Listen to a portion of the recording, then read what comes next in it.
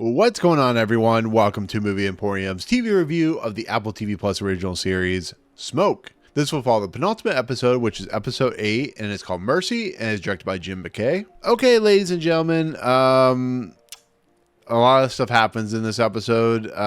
It's a crazy episode. I think it's a Emmy-worthy performance from Taron Edgerton. It unfortunately kills off a character that is, of course, the Rafe Spall captain character, and it does a lot of stuff that sets up a finale for a TV series. So if it's canceled, at least it has an interesting setup, but you also have to suspend disbelief in this episode because of what Jurnee Smollett's character does and how she has to conceal evidence and basically frame Dave's character because of what she does. And it really shows that she is very similar in her state of well-being and her mental state as Dave himself. When they sit at the diner and they have a discussion and she goes off on Dave, and Dave basically he goads her into, he knows all about what her method addicted mom did and how her name is Mercy, and it basically sets off a chain of events for her character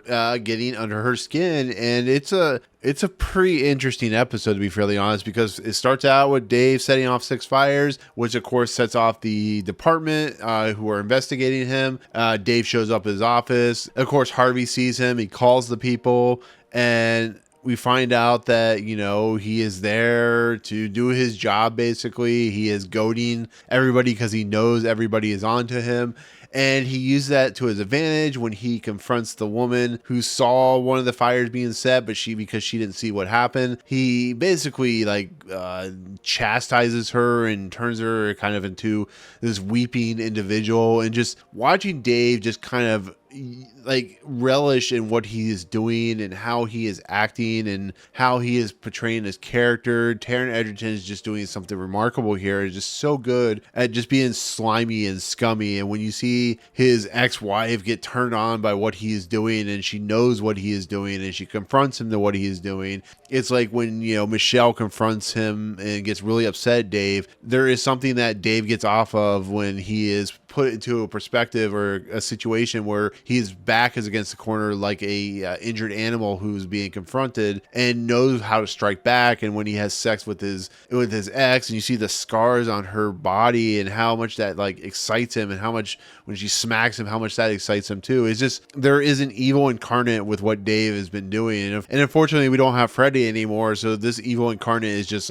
full tilt boogie on this whole entire episode. And you see it throughout the entire episode. You see how Michelle goads him with the whole idea of the trailer, that he burned a bunch of animals alive, and she confronts him with that, but she does it in a very kind of nonchalant fashion. But everything that's happening, it's insanity. It really is. This episode's insane. It's just kind of I was in shock when I was watching this episode, just going, what is happening? Why is it happening? The whole idea between her, Michelle, and Stephen Burke, the captain character, the Rafe Spall character. And I'm going, why is this happening? Why do we need this? This is kind of filler stuff. And then you realize it's a way to set up a way to entrap Dave into becoming, convicted for what he's doing, because everyone knows he's doing it. And of course, we have Ezra and Dawn and what they're doing and how that's playing out. It's crazy stuff because it's so much building attention. This is a really well executed penultimate episode. It really is campy. It's very pulpy. It's, over the top and silly in some places,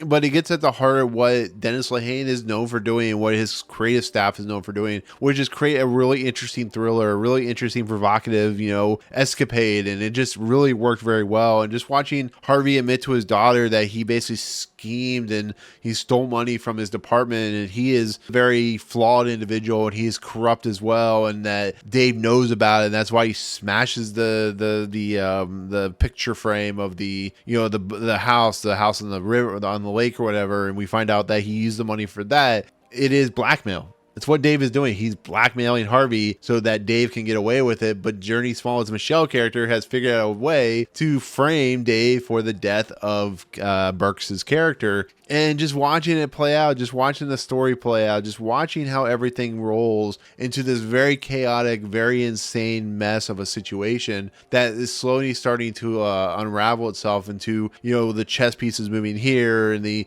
king is moving here, but he's confronted by the knight, or he's confronted by the rook, and it's insanity. It really is. I really love this episode. I did. It's, like I said, it's not the most well presented episode in the entire world, but it has a lot going for it. I love the simple fact that the way Dave and Michelle, the way Taron and Edgerton, and the way Jurnee Smollett work off one another, it's a really palpable kind of ideology of two actors working in a very interesting and dynamic, and watching them sit at like I said, in the diner and just kind of confront one another, and just how that all plays out, and how all of these characters in kind of different places, and how the chaotic mess is happening, watching just all of it unfold. It really is a very kind of cool kind of aesthetic, and just, it's shot well, it's directed well, it's the music is amazing. Everything about this episode is just incredible. And there's not really much else to kind of talk about, because the main arc of this episode is just to get us to the finale. And what does it need to set up? It needs to have kind of,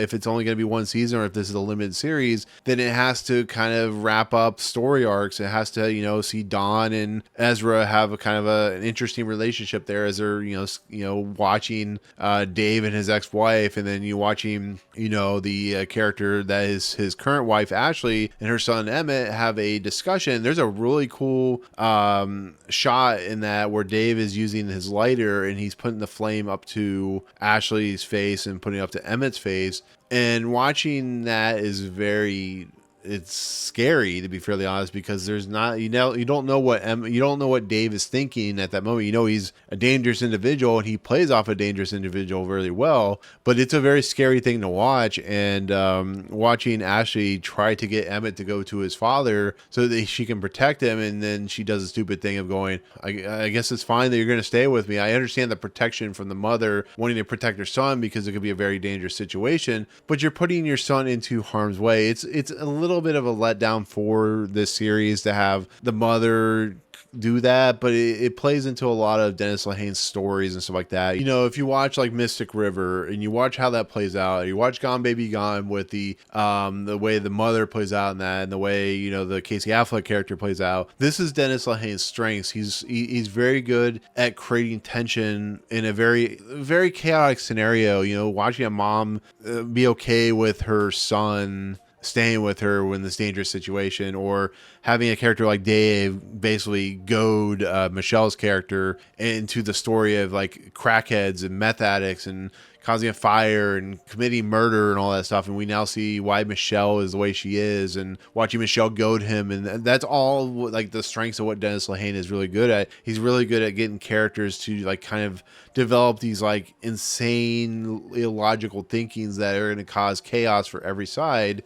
And then we get to the end of the episode, and what's really cool about that is, you're sitting here watching, and like I said about this earlier, you're sitting here watching this, and the Burke and Michelle had a conversation at a car. They smoked a cigarette. They seem to be getting along, and then it leads into like this kind of, they drink at his house. He talks about his kids, and then he tries to have sex with Michelle, and then she like doesn't like take his advances, and they get in an argument, and then she hits him in the throat, which causes the collapse of the trachea and stuff like that. He's trying to get her to stick him with the pen so he can breathe, but she just stands there, and I don't know if it's like she's afraid to do anything, or she kind of gets off on it, but she lets Burke die. And she starts freaking out, and then she figures a way to conceal the evidence that she did that, similar to the conspiracy nut guy in the trailer.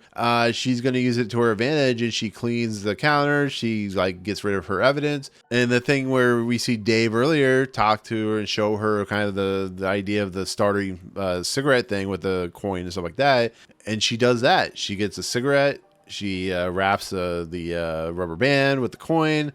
She basically covers Burke with a bunch of fluid, and she sets it on fire, and she runs to her car. And what does she do? She remembers foreshadowing, remembers the gloves that are in her passenger seat. And these are the ones that Dave used. And what's she going to do? She's going to plant evidence. she's very smart, as of course Burke has said. She has found a way to possibly frame Dave. And that is pretty interesting stuff, and I really appreciate that. But you have to suspend disbelief, because it's like, it's too good of a crime. It's like she would be seen on cameras. I'm sure a neighbor would have seen her show up to the house. There's a lot of stuff that has to happen in the final episode for this to even kind of make any sense, and it doesn't make sense. And once again, it's suspension of disbelief. But that's been this whole entire series. The fact that Freddie got away with it for so long, and the milk jugs, the fact that Dave has been doing this for years and just getting away with it. It's just, it's one of those things. It is. But I love this series. I love this episode. I'm hoping it sticks the landing on the finale for next week, and we'll see. But yeah, that's my take on the penultimate episode, which is episode 8 of Smoke. For my final score, I'm going to give it a 9 out of 10. I think it's a very good episode. I think it's suspension of disbelief, but 9 out of 10 is where I'm going to go. And yeah, that'll be my take on this episode. So we'll see you next week for the next episode. But before we do, comments below. What did you think of this episode? Did you like it? Did you not like it? What did you think of the overall kind of arc of where it's going? What do you think is going to happen in the finale? So let me know. Otherwise, if you like what you see on this channel, hit the subscribe button to join Movie Emporium. Hit that notification bell at top to find what's coming next. If you like this video, awesome. Hit that like button, and we'll see you guys on the next video. Peace out, guys.